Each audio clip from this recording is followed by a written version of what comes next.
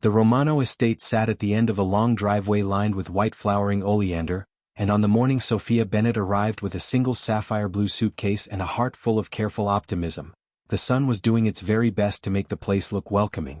It was not welcoming. The iron gate opened without a sound. The gravel crunched beneath the wheels of the car that had collected her from the station. The estate itself was enormous, cream-colored stone rising 3 stories, tall windows catching the morning light, terraced gardens rolling down to a high perimeter wall. It was the kind of home that belonged on a magazine cover, and yet something about it sat wrong, the way a beautiful painting sits wrong when you notice the edges are peeling. No one was outside. Not a single gardener. Not a dog. Not a child's bicycle left carelessly on the path. Rosa Mancini met her at the front door, a compact woman in a burgundy uniform with silver ribbons in her dark hair, and her handshake was warm even if her expression was careful. "Miss Bennett, you are very welcome. I am Rosa, the head of household staff." She glanced at Sophia's sapphire coat and gave the smallest approving nod. "Your room is prepared. I will show you the boy's schedule." "I would love to meet him first," Sophia said. Rosa's careful expression flickered.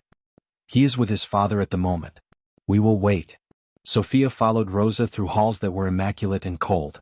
The floor was pale marble. The walls held framed artwork in muted tones. There were no children's drawings taped to the refrigerator. There were no mismatched shoes by the door. There was no sound. She had worked in a kindergarten classroom for 4 years, and she had learned to read silence the way a sailor reads weather. This silence was the heavy kind. The kind children carry. They were crossing the wide entrance hall toward the staircase when the sound came, a small hitching cry from behind the closed doors of the study. It was muffled, trying to be quiet, the sound of a child who had already learned that loud crying did not help. Then came the voice. "Enough. Stop that immediately. You are 6 years old, Marco, not an infant. Go to your room." The voice was low, controlled, and utterly without warmth. The kind of voice that had never been questioned in this house. Ever. Sophia stopped walking. Rosa touched her arm. "Miss Bennett, this way." Sophia was already moving toward the study doors. "Miss Bennett." Rosa's whisper was urgent. "Please. You do not understand how things work here." The study door opened before Sophia reached it. A small boy stepped out into the hall. He was no more than 6, with his father's dark curly hair and eyes that were trying very hard to be dry. He wore a navy shirt that was slightly too big for him, and he was pressing his lips together the way children do when they refuse to make a sound. He did not look at anyone. He turned and walked toward the stairs with the careful, straight-backed dignity of a small person who has had to practice not crying. Behind him, filling the doorway of the study, stood Dante Romano. Sophia had been briefed. She had read everything the placement agency gave her. She knew the name, the reputation, the rumors that circled it like weather. She knew that the people in this city said his name quietly. She knew that men who had crossed him did not cross him twice. None of that information was currently relevant to her. What was relevant was the small boy walking up those stairs alone with his eyes too bright and his chin too high, and the man in the doorway who had put him that way, and the 23 members of household staff who were all looking at their shoes. Sophia turned back to Dante Romano. He was tall, with dark wavy hair and the kind of brown eyes that held a great deal behind them. He wore a charcoal suit that had certainly cost more than her monthly rent, and he was holding a sheaf of papers, and he was looking at her with the mild, detached attention of someone who had not yet processed that she existed. She crossed the hall in 6 steps.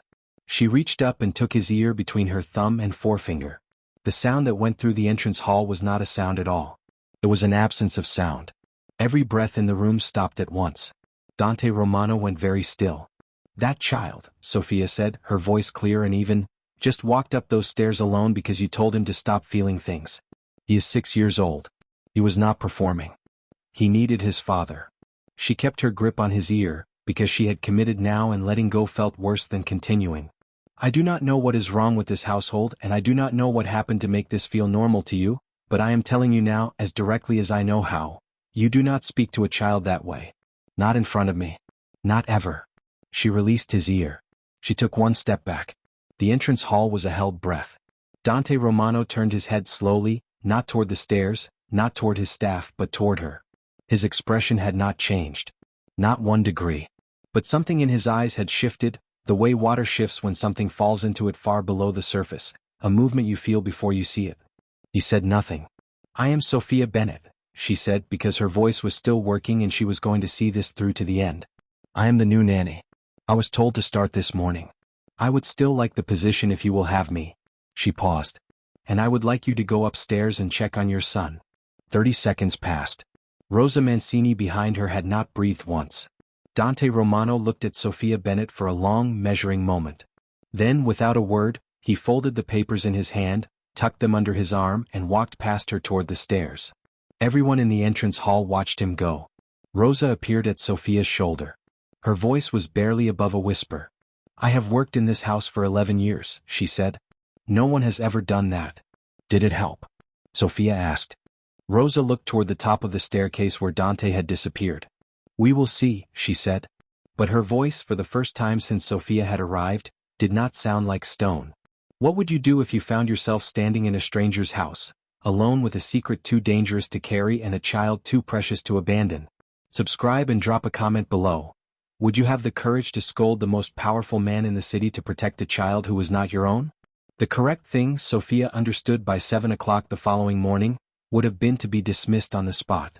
That was the logical outcome of what she had done.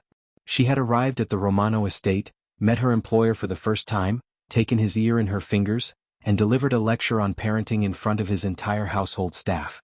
She had spent the night in the room Rosa had prepared for her, which was large and quiet and overlooked the garden, and she had done the sensible thing, which was not to sleep at all. At 6:30 she got up, put on her crimson cable-knit jumper and her dark trousers, and went downstairs to begin the morning. Rosa was already in the kitchen. She set a cup of coffee on the counter without being asked and said, "He did not call the agency." I checked. Sophia wrapped both hands around the cup. That is good. It is surprising, Rosa said. She was arranging a breakfast tray with the focused precision of a person who had strong feelings about the placement of toast. He went upstairs last night. He was in the boys' room for nearly 20 minutes. That has not happened in a very long time. Sophia said nothing because there was nothing sensible to say. Marco asked for you this morning, Rosa added. He does not usually ask for anyone. That was what mattered. Sophia set down her cup. The nursery was at the end of the second-floor corridor, past 4 closed doors and a window that looked out over the oleander-lined driveway. It was a large room, decorated in neutral tones by someone who had understood child safety but not childhood. There were built-in shelves with toys arranged at precise angles. There was a small desk. There was a single framed print of a sailboat. Marco Romano was sitting on his bed in a pair of blue-striped pajamas, looking at a book that he was not reading. He looked up when Sophia knocked on the open door. His dark eyes were cautious and considering. Good morning, Sophia said. She came into the room and sat cross-legged on the floor beside his bed rather than in the chair at the desk, because children talked better when the adult was smaller than them. I am Sophia. I do not think we were properly introduced yesterday. Marco looked at her for a moment. You grabbed Papa's ear. I did. Is that allowed? Probably not, Sophia admitted. I did it anyway. Something moved in his face. Not quite a smile yet. The architecture of one. He did not shout. He did not, Sophia agreed. What were you upset about? When you came out of the study? Marco considered this question the way children consider questions they have been trained not to answer. He was quiet for a moment and then he said very carefully, I wanted to show him my drawing. He was busy. What was the drawing of? A hotel. He talks about hotels. I thought he would like it. Sophia looked at this small person in his striped pajamas with his too careful voice and his practiced straight back, and she felt something firm and certain settle in her chest. I would love to see it, she said. He got the drawing from the desk. It was in fact quite a good drawing for a 6-year-old. A building with many windows, a flag on top, a car in front. He had colored the flag red. This is excellent, Sophia said honestly. You gave it a flag. That is the detail that makes it real. Marco sat down on the floor beside her. He did not ask permission.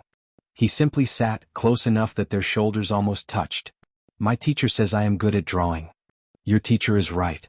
By 8 o'clock they were at the small table in the nursery with paper and crayons. By 8:30 Marco was telling her about his teacher, his classroom, a boy named Petro who was his friend, and a cat that sometimes sat on the school fence. He spoke in the careful way of a child who has not practiced talking to adults, feeling out each sentence before committing to it. Sophia listened without rushing him. She did not hear Dante Romano come to the doorway. She did not know how long he stood there. When she finally glanced toward the hall, the doorway was empty. Rosa told her later, in a quiet moment in the kitchen, that he had stood there for nearly 10 minutes. "He never comes to this floor in the morning," Rosa said. She refilled Sophia's coffee without being asked. It was becoming a habit. "His day begins in the study at 7 sharp. Every day. He does not vary." "He varied today," Sophia said. "Yes." Rosa looked at her over the rim of her own cup. "He also told Antonio this morning that the new nanny would be staying on. Antonio is his advisor. He only informs Antonio about things that matter." Sophia absorbed this. "I will try to earn that." "You already did," Rosa said simply. "Yesterday. You just do not know it yet." The day moved in the way of new beginnings, a little uncertain, a little tender at the edges. Sophia spent the morning with Marco. She learned his schedule, which was orderly but joyless, and made a mental list of small changes. She noted the nursery shelves and their ordered, untouched toys. She noticed that there were no books at his reading level, only books slightly above it, as though someone had purchased them for who he would become rather than who he was. She met Antonio Ricci in the hallway at midday. He was a composed man in his 50s, silver-haired and deliberate, with the kind of quiet authority that came from decades of knowing when to speak. He gave her a measured look and said, "Miss Bennet, I understand you made quite an impression yesterday." "I hope not a damaging one," she said. "On the contrary." He seemed to choose his next words with care. "This house has needed someone willing to be honest for a long time. The boy most of all." He paused. "Be patient with his father. He is not a cold man. He is a man who does not know how to be warm in a house this size." Sophia thought about that for the rest of the afternoon. At 6 o'clock she brought Marco down to dinner. The dining room was set formally, as it was every evening according to Rosa, regardless of whether Dante was present. He was present tonight. He sat at the head of the long table in a sapphire blue shirt, reading something on a tablet. He looked up when they entered. His gaze moved from Sophia to his son and then back again, and he said to Marco, "What did you do today?" Marco pulled out his chair, sat, and said with great seriousness, "Sophia taught me to make a timeline. With pictures. Mine goes from when I was born to when I am very old." "How old?" Dante said. 100. Pause. "That is ambitious." Sophia says ambitious is good. Dante looked at Sophia across the table. His expression was unreadable. "Does she?" he said. "Yes," Marco confirmed. "She also says drawing should always have a flag. Because the flag makes it real." Dante looked down at the table for a moment. When he looked up again there was something different in his face. Small. Almost invisible. But Sophia was very good at reading small things. "That sounds right," he said quietly and went back to his reading. On Wednesday of her first full week, Sophia decided the nursery needed to change. She did not ask permission. She wrote a short note and left it on Rosa's kitchen counter. "Going to the shops with Marco this morning. Back by noon. Need curtains, books, and art supplies. I will use the household account card Rosa left in the welcome envelope." Rosa found her in the car park at 8:15. "I will come with you," she said, which was less an offer than a statement of protection, and they drove to town in the estate's cream-colored car with Marco between them on the back seat, pointing at things through the window. They came back with emerald green curtains, a set of bright picture books in Italian and English, 3 different types of pencil, 2 sets of watercolor paints in vivid jewel tones, a large roll of paper, and a cactus in a ceramic pot painted with small yellow suns. Marco carried the cactus. "Its name is Carlo," he announced. "Carlo is a good name," Sophia confirmed. Rosa put the kettle on when they got back and did not comment on any of it, which Sophia was beginning to understand was Rosa's way of expressing approval. The curtains went up that afternoon. They were a deep, clear emerald, and when the afternoon sun came through them the nursery filled with soft green-gold light that fell across the floor like shallow water. Sophia moved the shelves, angled the small desk toward the window rather than away from it, and spread the large roll of paper across the floor with the watercolors beside it. She showed Marco how to use the flat of the brush for wide strokes and the tip for lines. She showed him how to mix colors, how cadmium red and cobalt blue made a purple that felt like evening, how emerald and yellow made a green that felt like this exact room, right now with the light coming through the new curtains. He painted for 2 hours without stopping. At some point Sophia became aware that there was someone at the doorway. She was helping Marco rinse his brush and she glanced toward the hall in the same casual way she might glance toward a window, expecting Rosa, and found Dante Romano instead. He was not in a suit. He was in dark trousers and a white shirt with the collar open, and he was standing in the doorway with his hands in his pockets, looking at the room. Not at her. At the room. She followed his gaze. the emerald curtains, the paint-covered paper on the floor, the small person kneeling over it, tongue between his teeth in concentration, completely absorbed, the cactus on the windowsill, the books stacked at an angle that made them look like they wanted to be opened. I used the household card, Sophia said, because she had learned that direct was better with him. Rosa has the receipts. He looked at her then. His expression was still the contained, unreadable one she was starting to map like a geography. But his eyes were doing the thing she had noticed at dinner, that small, underwater shifting. The curtains, he said. Yes. What color was it before? Cream, she said. Everything is cream. Pause. Marco chose this color? He chose it from 4 options. He picked it quickly. He said it looked like the garden when it rains. Dante looked back at his son on the floor. Marco had not noticed his father in the doorway. He was adding a new layer of blue to something large and oceanic in the center of the paper, muttering to himself, entirely in his own world. Carlo is the cactus, Sophia added. Marco named him. Dante looked at the cactus on the windowsill. Something moved in his face too fast to name. He pressed his lips together for a moment. He does not usually name things, he said quietly. He is 6, Sophia said. He will name everything given the chance. Dante looked at her steadily for a moment. His expression was impossible to read, but the looking was new. He had not looked at her this directly before. He had looked past her, the way he looked past most things in this house, as though everything in it was simply part of the fixed scenery of his life. He was not looking past her now. Thank you, he said. The 2 words came out with a slight stiffness, as though they were not words he used often. For the room. Thank you for letting me stay, Sophia said. He went back down the hall without another word. She heard his footsteps all the way to the staircase, unhurried and measured. Rosa appeared at her shoulder 3 minutes later, holding 2 cups of tea. He said thank you, Sophia reported. Rosa handed her a cup. In 11 years I have heard that man say thank you 7 times, she said. I have been counting. The rest of the week moved in a rhythm that was slowly becoming a life. Sophia and Marco established a morning routine. Breakfast together at the small table in the nursery, which Rosa brought up on a tray but which had evolved into something warmer than a tray, more like a picnic. Books before lunch. The garden after lunch when the weather was good. Art in the afternoons. Marco began to talk more. The careful, tested quality of his speech was still there, but it was opening, sentence by sentence, the way a window opens when someone lifts the latch. He told her about his mother. He did it sideways, the way children discuss loss, wrapped in other subjects, half buried in longer stories. My mama had red hair, he said one afternoon while they were painting. Lighter than yours. Like a fire, Rosa says. He added red to his painting without looking up. She liked the garden. She had good taste, Sophia said simply. Papa does not go to the garden, Marco said. He added more red. He used to. Before. Sophia did not push. She just painted beside him and let the information settle between them, understood and honored without being prodded. That evening at dinner, when she brought Marco downstairs and Dante looked up from his reading, she noticed something new. He closed the tablet. For the entire dinner, for 40 minutes, he left it face down on the table and talked to Marco. It was stilted. Was a little stiff. Marco answered in careful sentences and Dante asked questions that were slightly formal, the questions of a person who knew they were supposed to ask questions and was doing it conscientiously. But he did it. Rosa refilled the water glasses 4 times because she wanted reasons to stay in the room. When Sophia walked Marco upstairs for bed and came back down, Dante was standing at the window of the dining room looking out at the dark garden. He said without turning, "He painted something today." "He did," Sophia said. "A whole ocean. He showed me a piece of it." Pause. He said the blue parts were the sky reflected in the water. Another pause. "I did not know he thought about things like that." "He thinks about a great deal," Sophia said quietly. "He just needed someone to ask."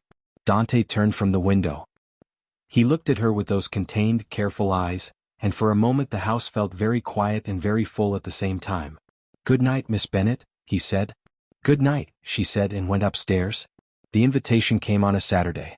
It arrived through Rosa, delivered at breakfast time with the same composure Rosa brought to everything, as though she were announcing the schedule of a perfectly ordinary meeting and not the first time Dante Romano had requested anyone to sit with him for coffee in recent memory. "He would like to see you in the sitting room at 10, Rosa said. Regarding Marco's progress. The sitting room turned out to be the most human room Sophia had yet seen in the estate. Smaller than the study, with a low sofa in deep burgundy velvet, 2 chairs facing each other across a coffee table, and 3 windows looking out over the garden. Morning light came through them clean and white. Dante was already there when she arrived. He was in a burgundy shirt today, the first time she had seen him in anything other than gray or charcoal, and he was standing by one of the windows. The coffee was already poured. "Sit," he said, and then immediately seemed to register the word. "Please." Sophia sat in the chair nearest the window. He sat in the one opposite and looked at his coffee for a moment the way people look at coffee when they are deciding how to begin. "Rosa tells me you took Marco to town on Wednesday," he started. "I did. I left a note. I saw the note." Pause. "I also saw the room. And the painting he left outside my study door on Thursday morning." Sophia did not know about the painting outside the study door. She kept her expression neutral. "It was an ocean," Dante said. "With the sky in it." He looked at the window. He labeled it. At the bottom in his handwriting, "For Papa. The sky is in the water. I thought you should know that." Sophia looked at her coffee and gave herself a moment. "He is trying very hard to reach you," she said carefully. "I know." The words were quiet and very flat, the flatness of something that had been sitting under pressure. "I am not certain I am reaching back the way he needs." This was more honesty than she had expected this early in the morning. She adjusted. "Can I ask you something directly?" she said. He looked at her. "You grabbed my ear on the first day," he said. "I think we are past needing permission for direct questions." She felt the corner of her mouth move. "His mother," she said. "Marco told me about her. He mentioned she liked the garden." Dante was quiet for a moment. His hands were still around his coffee cup, very controlled and very still. "Elena," he said. "She died when Marco was 3. An illness. 18 months of it, and then she was gone." He looked toward the garden through the window. "He barely remembers her. Just pieces. The hair. The garden. Her voice, he says, though I am not certain he truly remembers the voice or only remembers being told about it." "He told me you used to go to the garden," Sophia said. "Before." A long pause. "I stopped going when she stopped being able to. He goes looking for things she left in it. Little memories. He does not tell you because he thinks you will be sad." Dante looked at her. There it was, the underwater shift, more pronounced now, something moving in the depths of those careful eyes. He said nothing for a moment.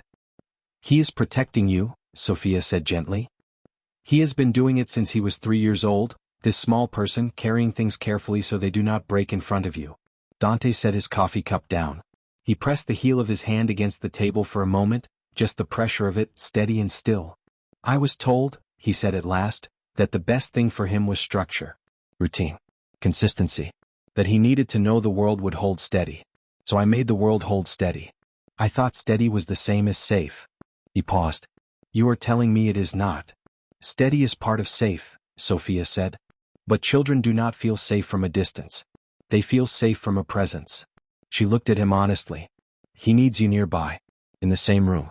Asking questions about the ocean painting even when you are not sure what to say." Dante looked out at the garden for a long moment. The morning light was very clear and the oleanders at the gate were white as paper. "The garden," he said finally. "Would you bring him to the garden this afternoon? And I will come." "Yes," Sophia said. They finished their coffee in a silence that was no longer the house's familiar cold silence. This one had something in it. The beginning of a thaw. She was almost to the door when he spoke. "Miss Bennet." She turned. "The curtains," he said. "He told me he picked them because they looked like the garden in the rain." He paused. "That is the most he has ever told me about a decision he made. He told me because you asked him." Another pause. "Thank you for asking him things." Sophia looked at this man in his burgundy shirt with his very still hands, trying so hard to put words around something that had been wordless for 3 years. "Thank you for coming to the garden this afternoon," she said. "He will not say anything about it. But he will remember it for the rest of his life." She left him by the window. The garden in the afternoon was exactly what it should have been. Dante Romano sat on the low stone bench by the rose bed in his shirt sleeves, slightly awkward in the way of a very formal person in an informal space, while Marco showed him the corner near the eastern wall where a rosemary bush had grown into the shape of a bird, which Marco had named Bello and had been visiting privately for 4 months. Sophia weeded the bed 2 meters away and pretended not to watch. Dante examined Bello the rosemary bird with the grave attention he might give a complicated business document. He asked questions. He listened to the answers. When Marco explained that Bello liked being talked to but only in a quiet voice, Dante nodded seriously and said very quietly, "Good morning, Bello," and Marco's face opened up like a window. Rosa watched from the kitchen window and pressed her hand to her mouth. By the end of the week, the garden had become a shared territory. Dante came out after his morning calls. Not every morning but most of them. He sat with his coffee on the stone bench and Marco brought him things. A beetle in a jar, a drawing of the fountain, a question about whether fish could hear music. Dante always answered the questions. Sometimes he got the answers wrong, which was its own kind of gift, because Marco would correct him, patiently and with great authority, and Dante would accept the correction with a seriousness that was its own form of warmth. Sophia watched all of this from the corners of her attention and felt something building in her chest that she was not yet naming. The morning Don Ferrara's men arrived was a Tuesday, bright and cool. Sophia was in the far end of the garden near the old kitchen herb beds, kneeling in the soil with garden gloves and a trowel, planting the lavender seedling she had bought on Saturday. Marco was at school. The estate was quiet. The men came through the side gate, which she had not known was a second entrance. There were 3 of them in gray suits, and they walked with the particular purposefulness of men who were accustomed to being let through gates. She heard them before she saw them, the crunch of their shoes on the gravel of the service path. She did not move. She stayed on her knees in the lavender bed and kept her hands in the earth and did not make any sound that would indicate she was there. The men stopped in the courtyard, which was separated from the herb garden by a low-clipped hedge. She could see through the hedge without being seen. Antonio Ricci came out of the back of the house. He and the men faced each other in the courtyard with the composed formality of people who were enacting a ritual both sides knew by heart. The man in the center spoke. His voice was quiet and deliberate and the kind of quiet that was louder than shouting. "Don Ferrara is not satisfied with last month's arrangement," he said. "The Eastern Territory arrangement is finished. Don Ferrara will require a new conversation with Romano. In person. Within 10 days. Antonio said, "Dante Romano will consider the request." "It is not a request," the man said. "Convey that accurately." Antonio said nothing, which Sophia was beginning to understand was its own form of answer in this world. The 3 men turned and left through the same gate they had come in. Antonio stood in the courtyard for a moment.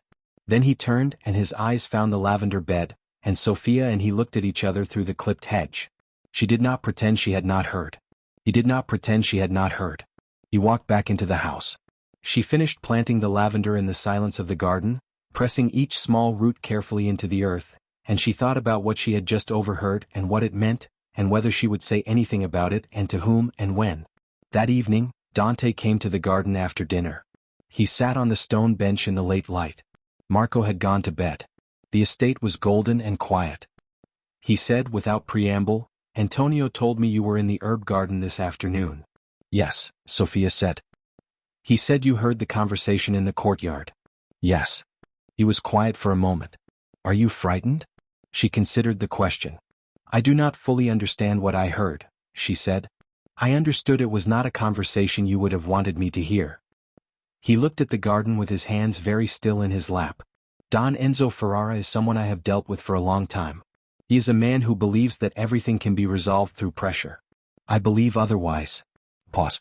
"The things he is concerned about are in the process of being resolved through a different approach. A slower one. A legitimate one." She looked at him. "You are leaving this business," she said. It was not entirely a question. He turned to look at her. There was something exposed in the looking, something he had not entirely chosen but had not hidden from either. "I have been leaving it," he said, "for 2 years. It does not happen quickly. There are things that must be untangled carefully so that no one is hurt." He paused. "Marco does not know. He knows only that I am in hospitality." "He told me you talk about hotels," Sophia said. "He drew you one. On his first morning here, he told me he drew it because you talk about hotels and he thought you would like it." Dante's breath came out slowly through his nose. He was quiet for a long time. "This is the world I was born into," he said at last. "I did not choose it. I cannot simply walk out of it the way a person quits a job. But I have spent 2 years building the door. The hotel chain is real. The property portfolio is real. By the time Marco is old enough to understand, there will be nothing left of the other thing." Sophia looked at the lavender she had planted that afternoon, the small dark stalks in the pale earth. Good, she said. He needs his father to be someone he can be proud of. Dante looked at her. Long and steady. You say things to me, he said slowly, that no one else says. Someone should, she said simply. The evening light sat between them in the garden, soft and cool and full of something that was taking its time arriving. If you are here for the forbidden romance that is quietly building in this courtyard, you are not alone. Subscribe and leave a comment. Do you think Sophia should stay or run while she still can? The following morning, Dante came to find her. Not at the scheduled coffee time, not at the dinner hour. At 9 o'clock in the morning, before Marco's school car had fully cleared the driveway, Dante appeared in the doorway of the nursery where Sophia was organizing the bookshelf, and he said, "Come downstairs when you have a moment." He was in a charcoal suit. His expression was composed. Both of these things meant this was a formal conversation. The sitting room again. The same 2 chairs. The coffee already on the table. The garden visible through the 3 windows, the lavender she had planted just visible in the corner of the view. He sat. She sat. "I want to offer you a choice," he said. "Not a suggestion. An actual choice with real options, and I want you to understand that either answer is acceptable." She waited. "What you heard yesterday is not common knowledge. It is not the kind of information that civilians carry easily or safely." He looked at her steadily. "If you would like to leave this position, I will arrange it. Today if you prefer. Full payment for the agreed term, a reference that says whatever you need it to say, and transport to wherever you wish to go. No difficulty. No consequences of any kind." Sophia looked at her hands in her lap. Then she looked at him. "And the other option?" she said. "The other option is that you stay. With full knowledge of what you heard and what it means. You would be under the protection of this house, which is substantial and genuine. You would continue your work with Marco." He paused. "I would not ask more of you than that. Your position, your safety, your freedom of movement within reason. Nothing else." "You said under the protection of this house," she said. "What does that mean practically?" "It means no one gets near you without going through me first," he said. "It means that if anything ever concerns you, you say so and it is addressed. It means you are safe here." She studied his face. The composure was real and it was not a wall. It was more like a structure, something built carefully over a long time to hold things in order, and it had gaps in it now, small ones, places where the careful construction showed its seams. "Can I ask you something?" she said. "Yes." "Is Marco in any danger from this situation with Ferrara?" Something moved in his eyes. Not the underwater shifting, something closer to the surface. "No," he said. "He is not and he will not be. I would leave tonight and take him with me before I allowed that. Do you believe that? Or are you saying what sounds good?" "I believe it completely," he said. "There is nothing in this world more important to me than that child's safety. If I were not certain of it, I would not still be sitting here." Sophia thought about Marco in the nursery drawing his father a hotel. About the rosemary bird named Bello. About the quiet patience of a 6-year-old protecting a grown man from grief. "I am staying," she said. He looked at her. "You should think about it more carefully."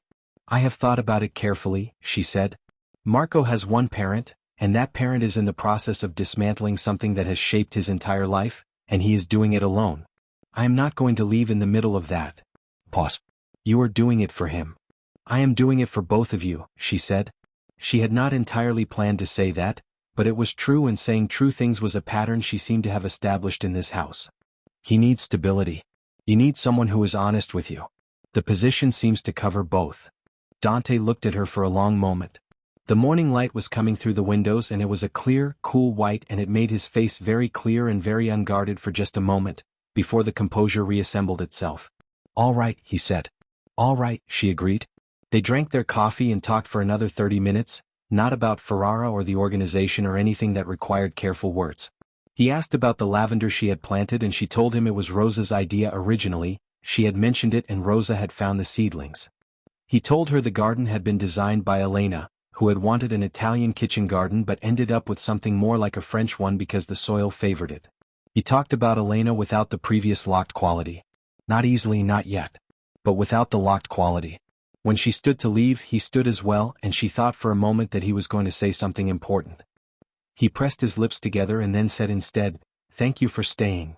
Thank you for giving me a real choice," she said. She went upstairs. Rosa was waiting on the second-floor landing with a very neutral expression and a glass of water. "That was a long coffee," Rosa said. "It was," Sophia agreed and took the glass of water. He has not talked to anyone like that in 3 years, Rosa said. Not since Elena. Sophia looked at the window at the end of the hall. The garden was visible from here, the lavender and the rose bed and the stone bench. He has a great deal worth talking about, she said. Lucia Romano arrived on a Thursday morning without calling ahead. This was, Rosa explained at speed as the cream-colored car came up the driveway, entirely normal. Lucia Romano did not call ahead. Lucia Romano arrived, and the house arranged itself around her arrival, and anyone who was new to the household was assessed and either found acceptable or not, and the finding happened on Lucia's schedule and not anyone else's. She heard about you, Rosa said, with the tone of a person reporting an incoming weather event. From the caretaker who has a cousin who knows the agency. She knows you grabbed his ear. Is she coming to fire me? Sophia asked. She cannot fire you. Only Dante can. But she will try to make you want to leave. Rosa straightened her burgundy uniform. Wear something strong. She reads clothing. Sophia put on her emerald green blazer and went downstairs. Lucia Romano was in the sitting room, already seated, already holding a cup of coffee that Rosa had produced with impressive speed, and she was a handsome woman of 63 with silver hair pinned in an elegant knot and sharp dark eyes that had clearly been assessing rooms and people for decades. She was in a deep navy suit with a sapphire brooch at the collar, and she was very still in the way of people who hold authority without needing to perform it. She looked at Sophia's emerald blazer and the sharp eyes did not change expression but something registered behind them. Sit, she said. Sophia sat. You are the woman who grabbed my son's ear, Lucia said. I am. In front of the full household staff. On your first day. Yes. Why? Because he was sending a crying child away and no one else was going to say anything, Sophia said. I was the newest person in the room, which meant I had the least to lose. Lucia looked at her steadily. And if you had been dismissed? Then I would have been dismissed knowing I had said the right thing. Pause. You are not afraid of him. I have a great deal of respect for him, Sophia said carefully. That is different from fear. Most people do not make that distinction. Most people have not watched him sit on a stone bench and say good morning to a rosemary bush because his 6-year-old told him to, Sophia said. Something crossed Lucia's face. Too fast to catch. She set her coffee cup down with precision. My son, she said, has been managing this house and this family and this child alone for 3 years. He has done it well by the measures that were available to him. He has not done it the way a child needs. She paused. I have said this to him. He hears it but he does not know what to do with it. Men in his position are taught to solve problems. Grief is not a problem. It is a weather system. You cannot solve it. You live inside it until it changes. He is starting to live in it, Sophia said. He talked about Elena to me last week. Not stiffly. With some ease. Lucia looked at her. He has not spoken Elena's name in 2 years, she said. They sat with that for a moment. What do you want here? Lucia said. It was the sharpest question, the one all the other ones had been building toward. To do my job well, Sophia said. Marco needs someone who is entirely present for him and I am that person. I am very good at that job and I intend to keep doing it. And my son. Sophia did not look away. Your son is a separate question that I have not fully answered for myself, she said honestly. But I am not going to pretend I do not see what I see. Lucia's sharp eyes held hers for a long moment. They heard Dante's footsteps on the stairs before either of them spoke again. He came through the door to the sitting room and stopped when he saw his mother. He looked between the two women with a practiced, assessing calm that did not entirely mask a certain degree of alarm. Mama, he said. Dante, Lucia said. I have been speaking with your nanny. I see that. He came into the room and stood, and the standing had the slight quality of a person positioning himself between two things, not confrontationally but deliberately. Have you been appropriate? Lucia raised an eyebrow. I am always appropriate. You are always honest, he said. They are not always the same thing. He looked at Sophia. Are you all right? She is more than all right, Lucia said before Sophia could speak. She told me you said good morning to the rosemary plant. Dante looked at Sophia. His expression was mortified in a very controlled way. Marco told me you named it Bello, Lucia continued. He told me on the telephone 2 weeks ago. He was very pleased. Dante sat down. He looked at the window. He said quietly to no one in particular, it seemed rude not to. Lucia looked at her son for a long moment, and what moved across her face was something Sophia had not expected, relief. Old and deep and long-held relief, the relief of a person who has been worried about someone for a very long time and is, for the first time in that long time, slightly less worried. She turned to Sophia. "You will stay to dinner?" she said. It was not a question. "I would be glad to," Sophia said. Lucia Romano stayed for 3 days. She was exacting, opinionated, and entirely without small talk. She rearranged 2 kitchen cupboards and told Rosa she was using the wrong olive oil. She sat with Marco for an hour every morning and told him stories about his mother in Italian, slow and clear, and Marco listened with his whole body. On the morning she left, she found Sophia in the garden. "He has been waiting," she said, "for someone who is not afraid of what he is." "He is more than what he is," Sophia said. Lucia looked at her with her sharp, clear eyes. "Yes," she said. "He is. Tell him that." And she got in her car and drove away. The meeting was on a Monday. Sophia knew about it because Antonio Ricci came to the house that morning with 2 men she had not seen before, both in suits, both carrying briefcases, both with the careful manner of professionals who were accustomed to unusual working environments and did not remark on them. Rosa told her, quietly, over the breakfast tray, that these were the lawyers. The legitimate kind, Rosa added, which Sophia took to mean there was more than one kind available. She took Marco to the park after breakfast and kept him there for the morning, feeding ducks and building an elaborate sand city in the sandpit and having a very thorough conversation about whether ducks preferred bread or crackers. Marco's preference was crackers. The duck's preference was anything available. They came back at noon.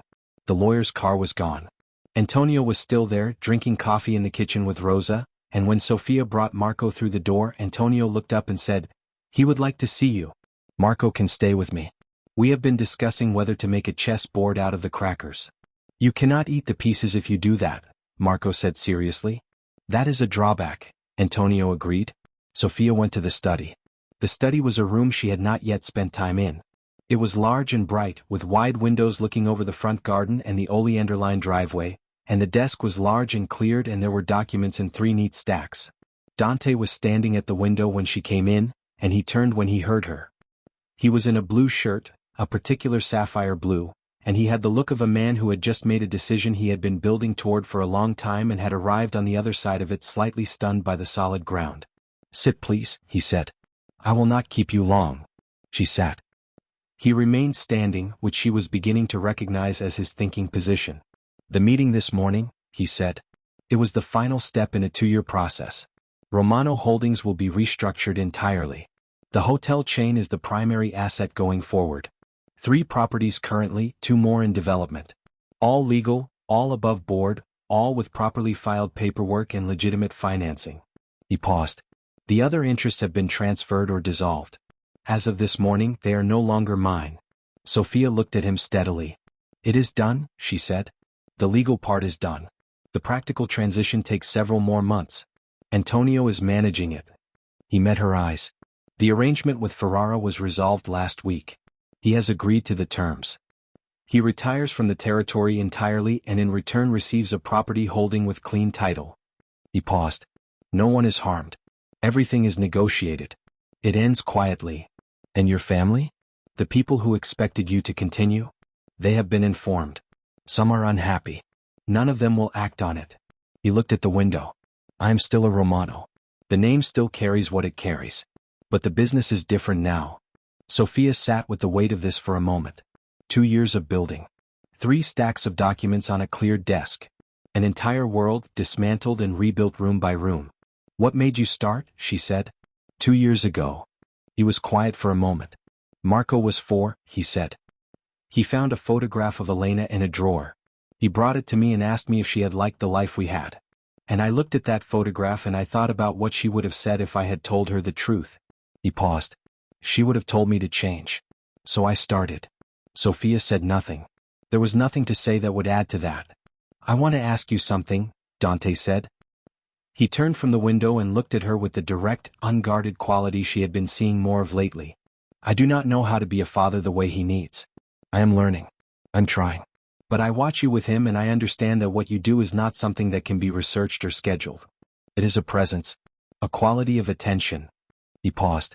"I would like your help. Not as a nanny, not at a professional distance. As someone who knows us both and will tell me honestly when I am getting it wrong." "I already do that," she pointed out. The corner of his mouth moved. It was, she thought, the closest she had yet seen him come to a smile.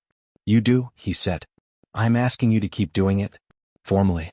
With my thanks and my awareness that it is a great deal to ask. It is not a great deal to ask, Sophia said. It is what I came here to do. He looked at her for a moment. You came here to nanny a 6-year-old. I came here, she said, because the agency called and said there was a child who needed someone. They did not specify there was only one. The corner of his mouth moved again. He looked out at the driveway where the oleanders were white and bright in the noon sun. Thank you, Sophia, he said. It was the first time he had used her first name. She noticed. She said nothing about it. She stood up and said, Marco will have eaten Antonio's chess crackers by now. I should go back. Probably, he agreed. She was at the door when he said, Sophia? She turned. The curtains, he said. In the nursery. He told me yesterday that the light through them looks like being underwater. In a good way. He paused. I did not know he thought about light. He is beginning to tell you things, she said. Keep listening. October came to the garden with cool air and amber edges, and the lavender had taken root and was growing steadily, and the oleanders were still white at the gate, and the rosemary bird named Bello had been joined by a second, smaller shape that Marco claimed was Bello's friend and had named Piccolo. Antonio had declared Piccolo to be a credible bird shape. Dante had agreed with the same grave seriousness he brought to the subject of the rosemary garden, which was becoming, Sophia had noticed, a serious subject indeed. On the evening that the conversation finally happened, the thing that had been circling the house for weeks, patient and unhurried, Marco had been in bed since 8 o'clock and the house was quiet and Sophia was in the garden with a cup of tea doing nothing in particular. She heard Dante come through the back door. She did not turn around. He came and sat on the stone bench nearby and was quiet for a moment with the manner of a person who has decided to say something and is deciding how to begin. I have been thinking, he said. About what? She said. About the fact that this house is different since you came to it, he said. And I have been trying to identify what is different and I have found that the most honest answer is also the simplest one. She turned to look at him. He was in a deep burgundy shirt in the evening air, and his expression was the most open she had seen it. The composure still there but worn lightly, like a coat in warm weather. You are here, he said. That is what is different.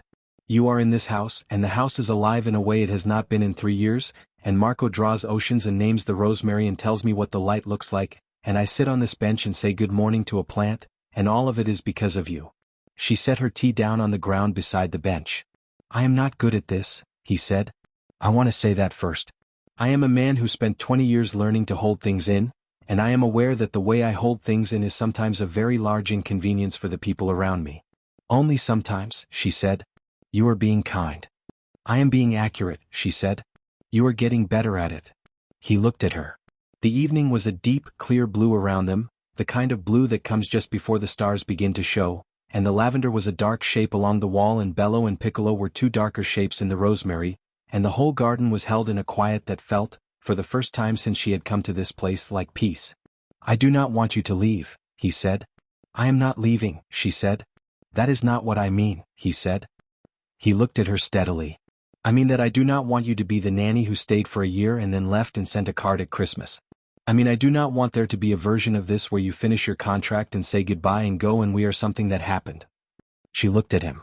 I mean, he said, that you are the first person since Elena who has walked into this house and made me feel like I am a person inside it and not just a function of it.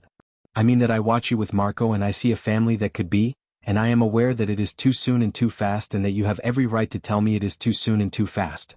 It is a little fast, she said honestly. Yes. And you are not a simple man to be near.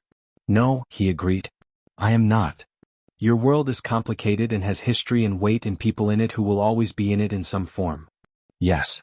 She was quiet for a moment.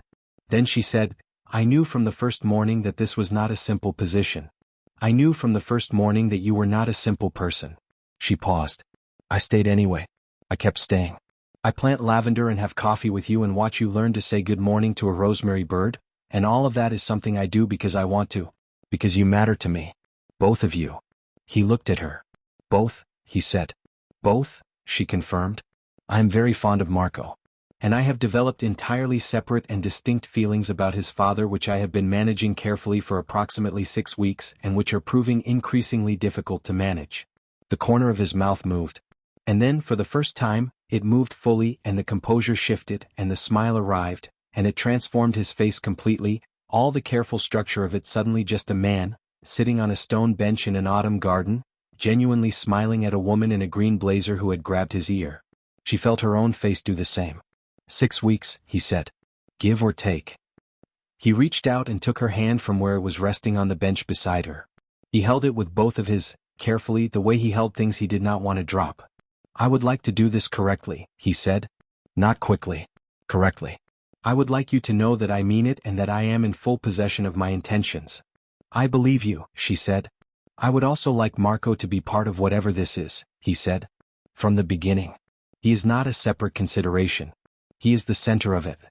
I know, she said. He already is. He looked at their hands. I said good morning to a rosemary bird, he said. Elena would have found that very funny. She sounds like she had excellent taste, Sophia said. She did, he said. He was quiet for a moment. She would have liked you very much. The stars had begun to come out by then, clear and white in the deep blue above the garden, and they sat in the quiet of all of it with their hands together on the stone bench, and the house behind them had its lights on, warm and gold through the windows. The morning of the first Saturday in November was so clear and so bright it felt declarative. Marco came downstairs at 7 in his striped pajamas and found Dante in the kitchen making coffee with the focused uncertainty of a person learning something new. He had decided, some weeks ago, that he would learn to make his own coffee in the mornings. He had consulted Rosa extensively on the subject. You are doing the tamping wrong, Marco said.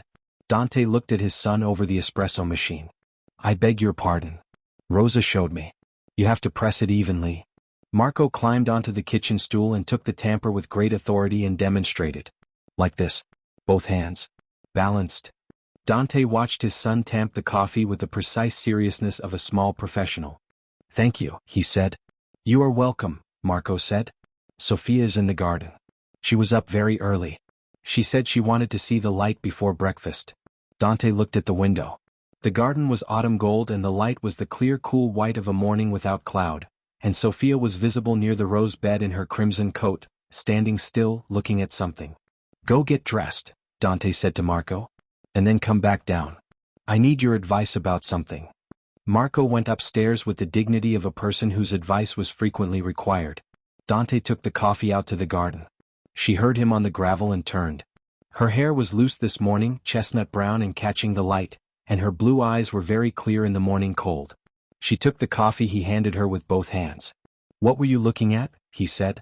The lavender, she said. It has established properly. It will be full next summer. He looked at the lavender along the wall, dark green and compact in the morning, and thought about next summer in a way he had not thought about the future in 3 years, as something that would arrive and be good. I spoke to Antonio yesterday, he said. The final transition is complete. The last holding was transferred on Thursday. Romano Holdings is a hotel group. That is all it is. She looked at him. It is done, she said. It is done, he said.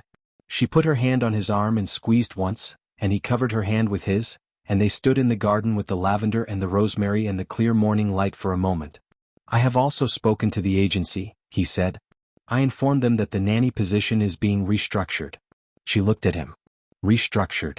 The position, he said carefully, as originally described no longer reflects the scope of the role. He looked at her with the direct, unhurried steadiness she had come to know as his truest face. I would like to offer you a different role. A permanent one. One that has nothing to do with the agency and everything to do with this house and this family and the fact that I have spent the last 2 months watching you bring this place back to life and am no longer capable of imagining it without you. She was very still. Marco agrees, he added. I consulted him last week. He said, and I am quoting him accurately, that it would be good because then you would always be here and he would not have to worry about you leaving. Her throat moved. He said he worries about that, she asked. He said it very seriously, Dante confirmed. He also said that Bello and Piccolo would miss you, which I thought was excellent emotional support. She made a sound that was not quite a laugh but in the same neighborhood as one. He put his hand in his jacket pocket and brought out something small, a ring, a single sapphire set in white gold, clean and clear and the exact blue of the curtain she had put in the nursery the day she arrived, the exact blue of her eyes. I had this made 3 weeks ago, he said. I wanted it to be right before I asked. He paused.